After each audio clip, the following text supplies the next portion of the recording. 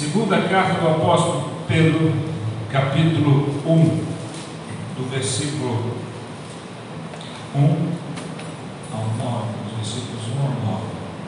Amém? Diz assim a palavra de Deus. Não, melhor dizendo, versículo 3 ao 9. Visto como pelo seu divino poder nos têm sido doadas todas as coisas que conduzem à vida e à piedade pelo conhecimento completo daquele que nos chamou para a sua própria glória e virtude, pelas quais nos têm sido doadas as suas preciosas e muito grandes promessas, para que por elas vos torneis co-participantes da natureza divina, livrando-vos da corrupção das paixões que há no mundo. Por isso mesmo, vós, reunindo toda a vossa diligência, associai com a vossa fé a virtude, com a virtude o conhecimento, com o conhecimento o domínio próprio, com o domínio próprio a perseverança, com a perseverança a piedade, com a piedade a fraternidade, com a fraternidade o amor. Porque essas coisas, existindo em vós e em vós aumentando, fazem com que não sejais nem inativos nem infrutuosos no pleno conhecimento de nosso Senhor Jesus Cristo. Pois aquele a quem essas coisas não estão presentes é cego, vendo o sol que está perto, esquecido da purificação dos seus pecados de outrora. Amém? Vamos orar. Ó Deus, obrigado pela leitura da Tua palavra. Obrigado, Senhor, principalmente pelo livre acesso que temos a ela, por podermos ter essa liberdade, esse privilégio de poder ouvi-la. E esse privilégio não é dado a todos, Senhor. Há quantos lugares as pessoas não podem ouvir a Tua palavra e se sacrificam tanto para poder ouvi-la, Senhor, arriscando muitas vezes suas próprias vidas. E nós que temos essa liberdade, muitas vezes não honramos essa liberdade, não valorizamos, não entendemos o quão grande é poder ouvir a Tua palavra, poder ser alimentado pela Tua palavra, ser lavado, purificado pela Tua palavra, ser transformado pela Tua palavra. Fala conosco, Senhor, ministra não só a nossa mente para que sejamos iluminados no entendimento, mas ministra os nossos corações para que sejamos transformados em nossas vidas. Em nome de Jesus é que eu oro e agradeço. Amém. Amém. Eu quero começar hoje a minha mensagem fazendo uma pergunta bem simples, objetiva, mas que não tem uma resposta tão simples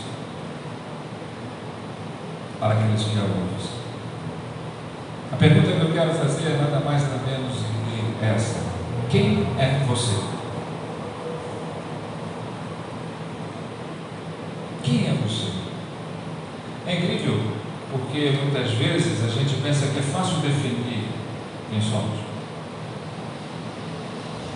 Mas de todas as crises que nós atravessamos e enfrentamos na vida, a maior delas é a crise de identidade.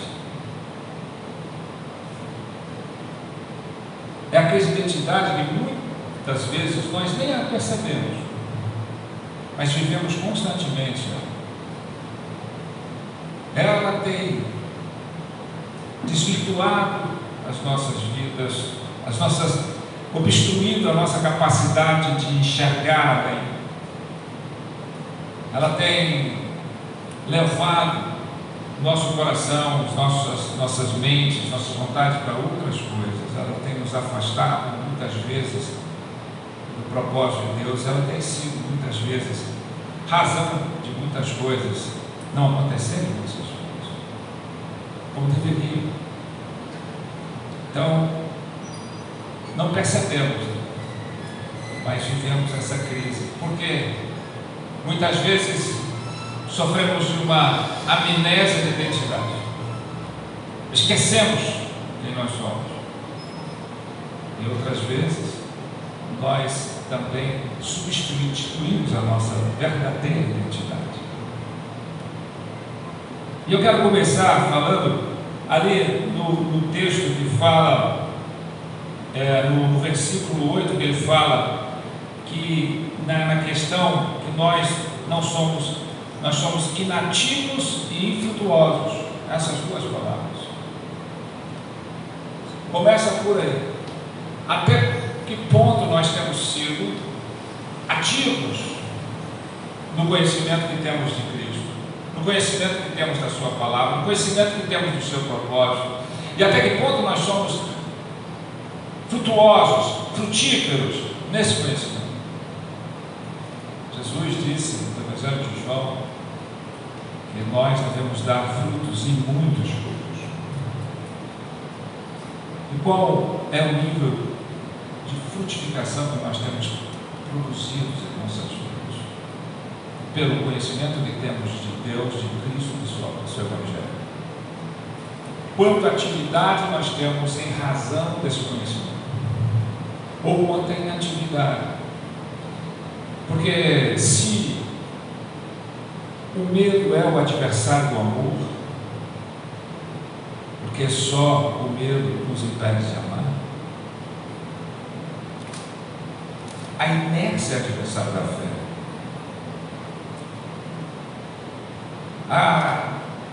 A condição estagnada, estacionada que nós temos de vida de fé, que não produz frutos para a glória de Deus, sejam frutos de conversão, sejam frutos de arrependimento, sejam frutos de manifestação da glória de Deus. Há várias formas de você demonstrar e evidenciar o fruto que você tem na vida. Então, esse texto, ele fala, porque essas coisas existindo em vós e em vós aumentando, fazem com que não sejais nem inativos, nem infrutíferos no pleno conhecimento do nosso Senhor. Quantos de nós tem tido essa percepção? E aí ele demonstra a partir do versículo 5 questões do caráter do crente, porque ele diz aqui: por isso mesmo vós, reunindo toda a vossa diligência, né? E muitas vezes é isso que tem faltado em nós não temos sido diligentes na busca da verdade, mas negligentes, né? Buscar com toda a diligência, associai a vossa fé virtude, ao virtude conhecimento, conhecimento domínio próprio perseverança, perseverança piedade, fraternidade e amor. Essas coisas são características reais do caráter do crente, do caráter daquele que vive a vida em Cristo Jesus, né? Fé, virtude é a graça, o poder de Deus derramado sobre as nossas vidas, não para fazer com que nós tenhamos uma vida melhor, porque Deus não está aqui usando a nossa fé para que nós tenhamos uma vida melhor ou para que melhoremos a nossa vida, mas para que sejamos transformados. A virtude do Senhor, a graça do Senhor não é para melhorar a minha vida, mas para transformar, para mudar o meu ser interior, mudar a minha perspectiva, mudar a forma com que eu enxergo todas as coisas, mudar a forma com que eu enfrento todas as coisas, mudar o propósito e a prioridade da minha vida para me dar significado, me dar propósito, para me dar sentido. E ele fala também acrescentar o conhecimento, e quando se fala em conhecimento na Bíblia, não se fala apenas em conhecimento cognitivo, intelectual, fala-se em conhecimento relacional. Você não conhece uma pessoa teoricamente, você não conhece alguém teoricamente, você conhece também se relacionando intimamente, se envolvendo. O conhecimento não vem apenas pelo seu nível de intelectualidade, percepção cognitiva, ele vem pelo seu relacionamento com a sua palavra. E ele acrescenta aqui, né, ao conhecimento do domínio próprio, que é fruto do Espírito, que é a capacidade de enfrentar todas as coisas sem se perder, né? A capacidade de ter um controle não do mundo em que você está, mas o controle do mundo que você é. E ele acrescenta aqui ao domínio próprio a perseverança, que é você ter raiz profunda dentro de si mesmo, para a partir daí tentar ser sombra para os outros. Porque tem muita gente querendo ser sombra para os outros e não tem raiz em si mesmo. E aí ele vai acrescentar: aquele que não perseverar até o fim não será salvo. Ele continua, né, acrescentando a perseverança, a piedade, a capacidade, o entendimento, a disposição de fazer o bem, não apenas de querer, mas de fazer.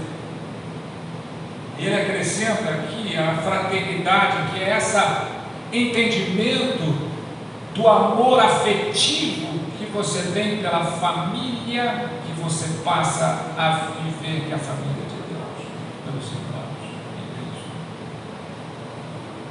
né? Essa percepção afetiva que você tem com a sua família de fé, que aí faz com que o amor deixe de ser restrito às pessoas que estão só te cercando, passa a ser mais abrangente, alcançando todos aqueles que Deus chamou para ser uma única família, né?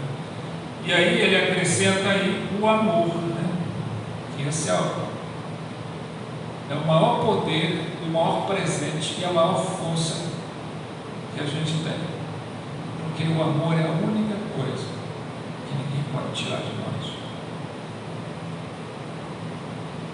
Nem a aflição, nem a tribulação, nem perseguição, nem a morte pode nos afastar do amor de Deus. Então essas coisas aqui caracterizam, destacam o caráter do crente que tem que entender. E aí o texto fala que isso aumentando vai nos tornar frutíferos, ativos, né? Agora, tudo isso aqui parte de algo que é o mais importante, né? Quando ele começa a dizer: pelas quais têm sido doadas as suas preciosas e grandes promessas, para que por elas vos torneis co-participante da natureza divina, livrando-vos da corrupção das paixões que há no mundo.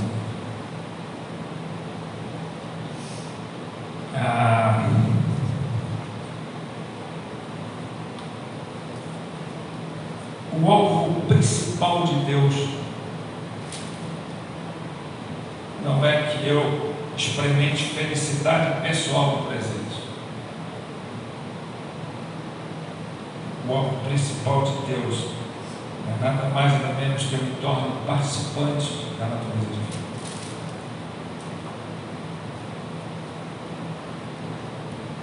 A questão é que, quando a pergunta inicial diz quem você é,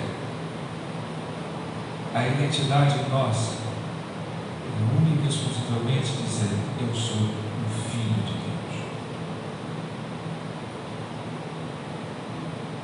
E nós nos esquecemos disso. Nós substituímos isso. Nós nos afastamos disso. Essa é a identidade de Deus.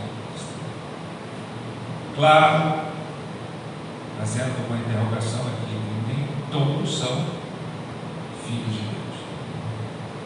A palavra de Deus é muito clara no Evangelho de João, capítulo 1, que diz que todos aqueles que o receberam, Cristo Jesus, foi-lhes dado poder. Nesse caso, poder é autoridade, de serem feitos, não de serem chamados, mas de serem feitos filhos de Deus.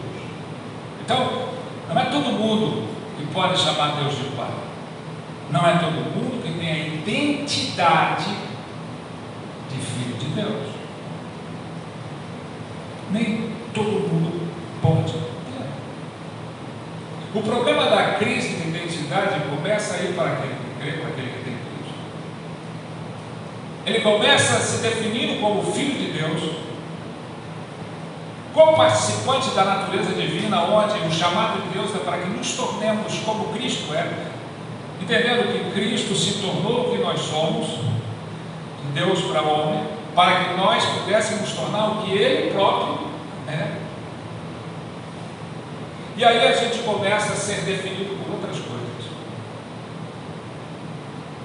Nós começamos a nos definir por outras coisas, e essa é a razão porque muitas coisas não acontecem na nossa vida, não há fruto, não há frutificação, não há transformação nas nossas vidas. Porque nós passamos a nos definir por aquilo que não, de fato, deveria nos definir. É muito fácil você ver as pessoas se perderem na função, na relação, se perderem na condição circunstancial que vive. Pessoa que separa, ela começa a se definir como um divorciado. Virou sua identidade. Virou aquilo que te define. A pessoa que fracassou diz: eu sou fracassado. Isso virou a sua definição, a sua identidade. E é muito comum a gente definir as nossas vidas, né, pelas coisas que foram criadas e não por aquele que as criou.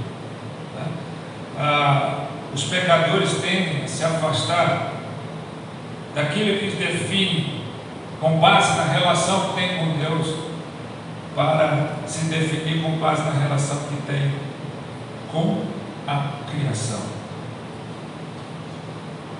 Isso é muito comum, e isso talvez, ou com certeza, seja algo que atinge todos nós. Veja como nós nos definimos. Você imagina uma pessoa que vem, que não crê em Deus, que nunca teve uma percepção saudável, lúcida, legítima de família. Aí ele vem, é levado ao conhecimento de Cristo, entrega sua vida a Cristo, e ele passa a entender que ele faz parte da família de Cristo, de uma família verdadeiramente real e maravilhosa. Essa pessoa de fato se sente: agora eu tenho uma família, eu sou filho de Deus, eu sou filha de Deus. Mas aí essa pessoa casa e ela passa a entender que Deus, além de lhe dar uma família, agora lhe deu um esposo, uma esposa. Mas aí ele começa a substituir a sua identidade de filho de Deus para a identidade de esposo ou esposa. E aí fica piorando quando tem filhos, porque o sonho é ter filhos. E aí essa pessoa que teve a vida totalmente moldada, transformada, ela passa a ter filhos e criar esses filhos, a identidade dela passa a ser a identidade de mãe. Ela entende que a melhor coisa do mundo são os filhos. Aí até a identidade de esposa é subtraída, porque agora a maior identidade dela é mãe.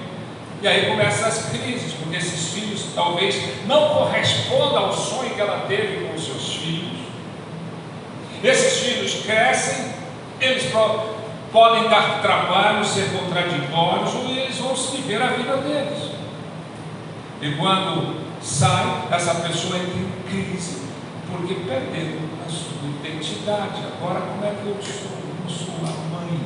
A única identidade que ela tinha estava sendo definida pelos seus filhos. E nós podemos falar de vários exemplos aqui. Pessoas que colocam e se definem pela carreira que escolhem, pelo trabalho que escolhem. E essa pessoa se entrega àquele trabalho, define a sua identidade por aquilo que faz. E quando aposenta, ou quando esse trabalho fracassa, essa pessoa entra em estado de degradação total. Por quê? Porque ela se definia ali. Ela perdeu, mesmo sendo uma pessoa que já entregou a sua vida a Cristo, uma pessoa que conhece o Senhor, Uma pessoa que deu os frutos, uma pessoa que entende que faz parte da família de Deus, mas ela passa a substituir a identidade de filho ou de filha para aquilo que ela faz. E quando isso não dá certo, quando isso termina, ela entra em um estado terrível de destruição emocional. Quando aquela pessoa transforma, quantos de nós nos identificamos muito mais pela função que exercemos do que a relação que nós temos? Se você reunir um grupo de pessoas, doutores, médicos, advogados, isso, aquilo, e você perguntar o nome das pessoas, é capaz de todos se levantar, doutor fulano, doutora ciclano, doutor ciclano, a função do meu sujeito, ou seja, a pessoa se define pela função que exerce e não pela relação. Isso transporta até para as nossas relações, são muito mais funcionais do que relacionais quando nós somos seres relacionais. Nós somos mais definidos pela relação que temos do que pela função que exercemos. Quando essa função exerce um papel superior, nós estamos em crise de identidade. Outro dia eu falei aqui numa das mensagens, como você interpreta uma pessoa, como você distingue uma pessoa. E as pessoas erram muito nas suas escolhas. São 4, a Bíblia nos ensina, a vida cristã nos ensina que você interpreta uma pessoa sobre 4 aspectos. Primeiro, pela relação que ela tem com Deus. Segundo, pela relação que ela tem com o próximo. Terceiro, com a relação que ela tem consigo mesmo. E 4, com a relação que ela tem com todas as outras coisas materiais do mundo real. Quando você perceber que tipo, que qualidade de relacionamento essa pessoa tem nessas 4 áreas da vida, você interpreta essa pessoa. Aí você vai ver o que define ela. O que de fato define essa pessoa. Muitas pessoas são definidas e acabam assumindo uma identidade por aquilo que tem. Ela se define pela casa que ela conquista. E na maioria das vezes muito maior do que ela precisa. Ela se define pelo carro que ela tem. A pessoa compra um carro possante, não por aquilo que ele vai proporcionar para ele no sentido funcional, mas por aquilo que ele vai proporcionar no sentido de status, de definição de pessoa. Não é o que ela necessita. Olha para você ver que nós sempre temos em casa muito mais do que aquilo que precisamos, muito mais daquilo que vamos usar. Por que nós temos tanta coisa, acumulamos tanta coisa? Porque essas coisas nos definem. Elas acabam nos definindo. Nós colocamos, e sem perceber, identidade nisso. E entramos em crise quando isso mostra a sua cara e prova para nós que não pode dar.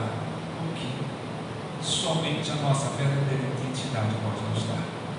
Aí entramos em crise, por isso as pessoas estão tão em crise, procurando tanto terapeuta. Elas estão procurando pessoas que podem ajudá-las a encontrar a identidade perdida. Nós substituímos a nossa identidade o tempo todo. A prova é: qual a coisa mais maravilhosa pela qual você pode ser chamado?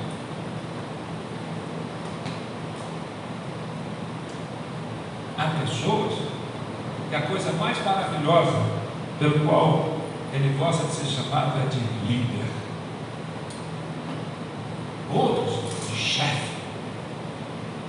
Outros mais subidos dizem de pai ou de mãe. Outros dizem de marido ou de esposa. Outros de amigo. Qual dessas se encontra mais importante identificação da sua vida? Mas a coisa mais maravilhosa que nós podemos chamar qual é? Sermos chamados de filhos de Deus. filhos de Deus.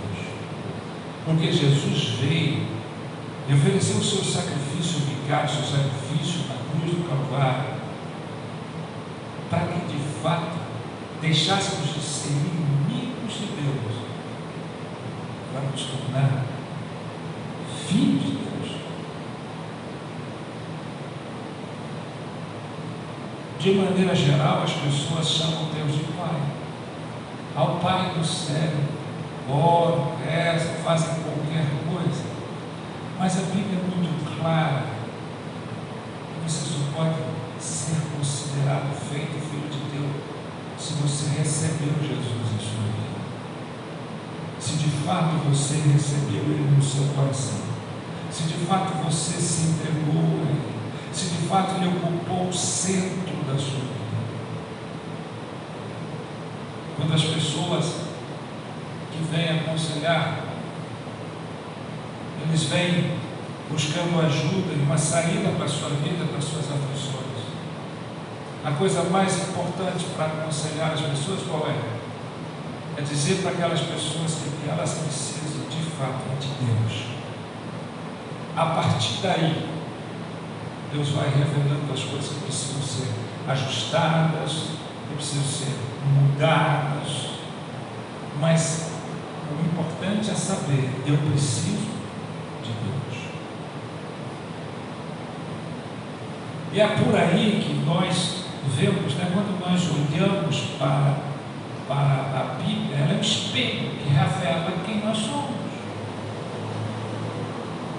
Passamos uma vida inteira, eu venho falando muito disso, olhando como espelhos de parques de diversões, aqueles espelhos que pervertem, distorcem a nossa imagem, cabeça grande, corpo pequeno, braço grande, e aí a gente pensa que aquilo é uma falsa realidade que nós estamos e achamos engraçados, mas não percebemos que aquilo representa a maneira pela qual nós enxergamos a nós mesmos na vida, não pela palavra de Deus.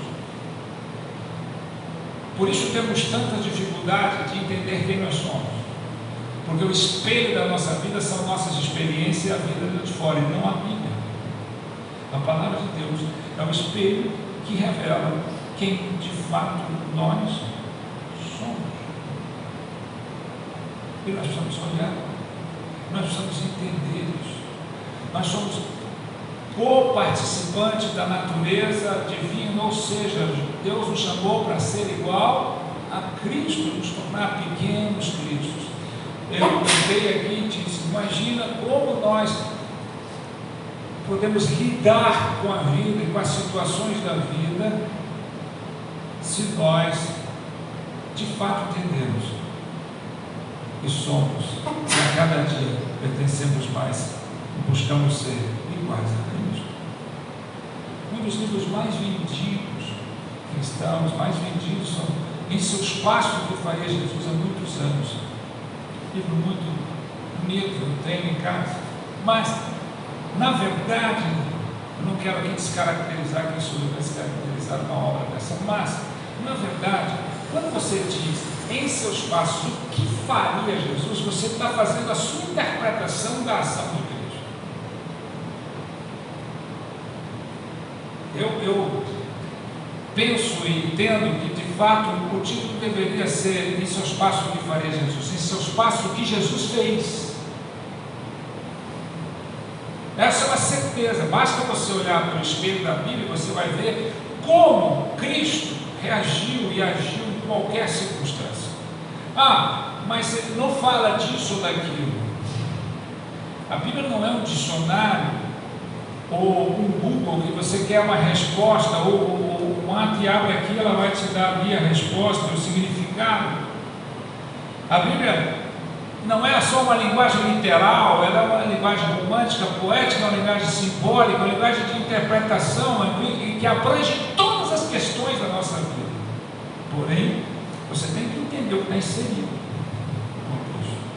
Mas não tem assunto nenhum, não tem nada que a Bíblia não fale, nada que a Bíblia não fale e não revele de nós mesmos. Nós temos essa tendência errônea de olhar a vida por outros meios. distorcidamente, achamos que somos o que não somos, porque vemos uma imagem distorcida de nós mesmos. Precisamos olhar pelo espelho da Bíblia. Então, precisamos resgatar a nossa identidade, que foi substituída. Eu sou um filho de Deus que casei com a minha esposa. Eu sou um filho de Deus que me tornei pai. Eu sou um filho de Deus que me tornei amigo. Eu sou um filho de Deus que me tornei pastor. Eu sou um filho de Deus enfrentando todas as situações da vida. E como participante da natureza divina, eu tenho o poder de olhar a vida verticalmente. Olha para você ver. Todo aquele que crê, todo aquele que entende a palavra de Deus, minimamente sabe que a partir de Cristo nos tornamos seres espirituais, somos vivificados espiritualmente. Não somos pessoas carnais que, a partir de agora, começam a entender, discernir ao lado espiritual. Somos pessoas espirituais que temos agora a capacidade de mudar a nossa carne pela força e o poder do Espírito, discernindo as coisas espirituais. E por aí nós precisamos entender que as melhores coisas da vida são aquelas que nós não vemos e não podemos tocar, mas nós insistimos em buscar identificação e nos definirmos a partir de coisas que nós podemos ver e tocar.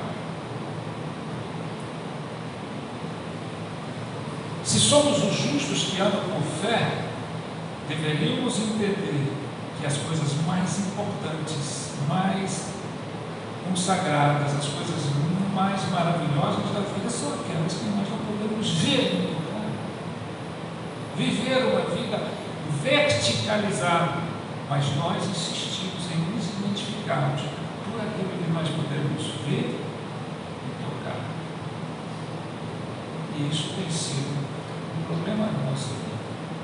Nós precisamos cada dia mais alimentar o Espírito, para que o Espírito molde e mude a nossa natureza carnal.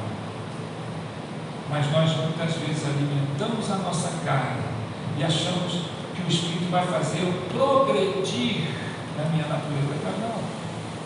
Como eu falei, Deus não melhora, não veio para melhorar as nossas vidas, mas veio para mudar as nossas vidas, moldar as nossas vidas, transformar as nossas vidas.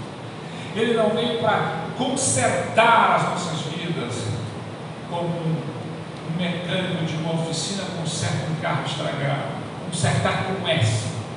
Ele veio para consertar, transformar as nossas vidas, porque ele tem o poder daquele que fabrica todas as coisas, que criou todas as coisas, e ele sustenta todas as coisas. Então nós precisamos resgatar a nossa identidade. Nós precisamos perceber que agora somos em Cristo Jesus, somos seres espirituais, não somos mais seres carnais, que precisamos alimentar o nosso espírito a partir da percepção, do entendimento que eu sou um filho de Deus, e essa é a coisa mais maravilhosa pela qual nós podemos ser identificados, chamados. Quantos de nós não nos identificamos, eu volto e reitero, por experiências de fracasso na vida? Quantos de nós nos permitimos ser identificados pela situação que vivemos ou pelas circunstâncias que atravessamos? Quantos de nós esquecemos que somos filhos de Deus? E por isso estamos batendo a cabeça em tantas coisas, por isso estamos sofrendo tanto, por isso não entendemos a vida, por isso não temos uma percepção mais clara, mais abrangente, mais lúcida de todas as coisas, por isso questionamos tanto, por isso nos apegamos tanto a certas coisas da nossa vida. E elas passam a se identificar. É bom conquistar, é bom realizar, é bom progredir, é bom realizar sonhos, é bom obter coisas. Sim, nada disso é ruim, se tornam coisas, mas quando elas passam a nos identificar, quando elas passam a substituir a minha identidade verdadeira que Deus me deu, aquela que Ele escreve no livro da vida, aquela que me coloca na eternidade, aquela que me faz ter um olhar muito melhor para o futuro e fazer com que o olhar do presente seja mais saudável, aquela que me faz de fato entender que no mundo eu terei aflição, mas Jesus já venceu, aquela que me faz enxergar e lidar com as situações, não vê-las apenas como malefícios em minha vida, mas também como uma oportunidade de rever a minha identidade, aquilo que me define. O maior fato da nossa crise é a crise de identidade, porque somos definidos muitas vezes por aquilo que não é real, não é verdadeiro, por aquilo que não pode mudar as nossas vidas. Essa mensagem para cada um de nós. Será que agora você que está aqui me ouvindo saberia me dar a resposta de quem é você? O que será que você está vivendo em prol disso? Será que a sua identidade em Cristo tem definido você? Ou você substituiu essa identidade? Será que a sua crise não está sendo aumentada por isso? Veja bem, pega ali quando o exército de Israel estava enfrentando os filisteus, e volta de 40 dias, um gigante filisteu, um gigante de Gate, Golias, amedrontava, tirava, fazia anedota, humilhava o povo de Israel, chamando para que houvesse um que lutasse com ele.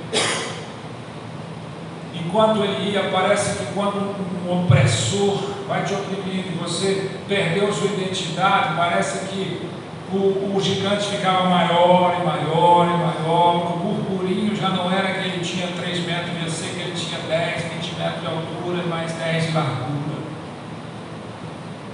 Por que teve que vir alguém que não tinha a armadura de guerreiro, que não tinha participado de nenhuma guerra, que apenas tinha experimentado matar passarinho com a sua funda, que viveu 7 anos ungido como rei, como era Davi, mas cuidando das ovelhas, mas com uma experiência com Deus que o identificava?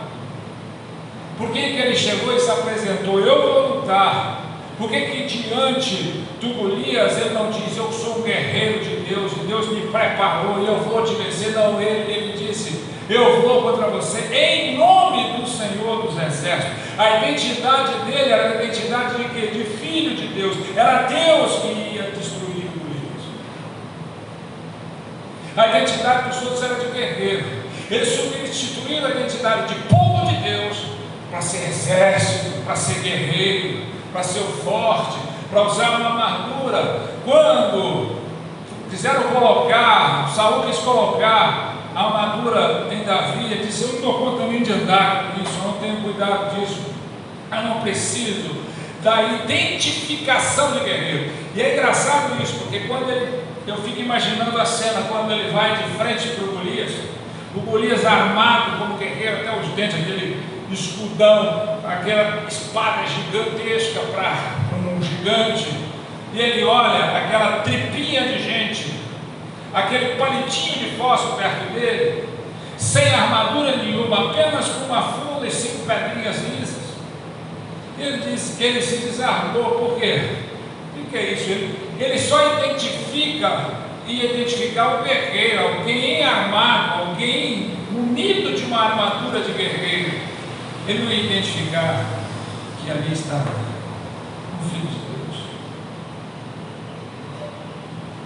E ele disse: quem é esse que vocês mandaram? Disse: você vem a mim com espada e escudo, mas eu vou a você em nome dos seus exércitos, e ele entregará você. Ele acertou a testa de Golias, porque Golias não estava usando o escudo. E por que Golias não estava usando o escudo? Porque ele queria identificar um guerreiro, jamais filho de Deus. Um filho de Deus transforma gigante em anão. Aquele que perdeu a sua identidade, esqueceu a sua identidade, esqueceu a sua identidade, transforma anão em gigante. É assim que nós fazemos com os nossos problemas. É assim que a crise de identidade faz. Ela transforma os anões, adversários das nossas vidas, em gigantes. Mas o Filho de Deus olha para os gigantes das adversidades e vê anões, porque ele não olha para as dificuldades, ele olha para Deus. Ele sabe quem ele é. Ele sabe que o seu Pai, o Pai Celestial, é imensuravelmente maior e mais poderoso do que os gigantes da terra. Qual é a sua identidade? Quem você é? Um Davi, filho de Deus, que enfrenta como filho de Deus, ou um guerreiro que vai munido da sua força, da sua experiência, munido da sua armadura, mas que se detém diante da impossibilidade. Em nome de Jesus, que nós possamos resgatar a nossa identidade, que nós possamos resgatar o valor de sermos filhos de Deus, que nós possamos entender que essa é a maior maneira de ser reconhecido e chamado. Não sofra pensando se você é bom marido, boa esposa, bom pai, bom filho, bom amigo, se você é o melhor. Não se identifique por isso. Erramos como marido, como esposa, como pais, como filhos, como amigos. Mas só nossa identidade de filhos de Deus. Não podemos mais substituir isso. Resgata isso. Que você possa orar hoje e pedir: Senhor, eis que sou o Filho de Deus, o Filho de Deus, o Filho de Deus Altíssimo. Me faz viver, enxergar a minha verdadeira identidade, para que eu possa olhar para o mundo e dizer: eu sou o Filho de Deus. Todas as frustrações e decepções que eu passei, a maior delas estão imputadas no fato de eu ter esquecido que eu sou o Filho de Deus. A ceia que nós tomamos todo mês na igreja é um memorial, porque somos esquecidos. Somos esquecidos.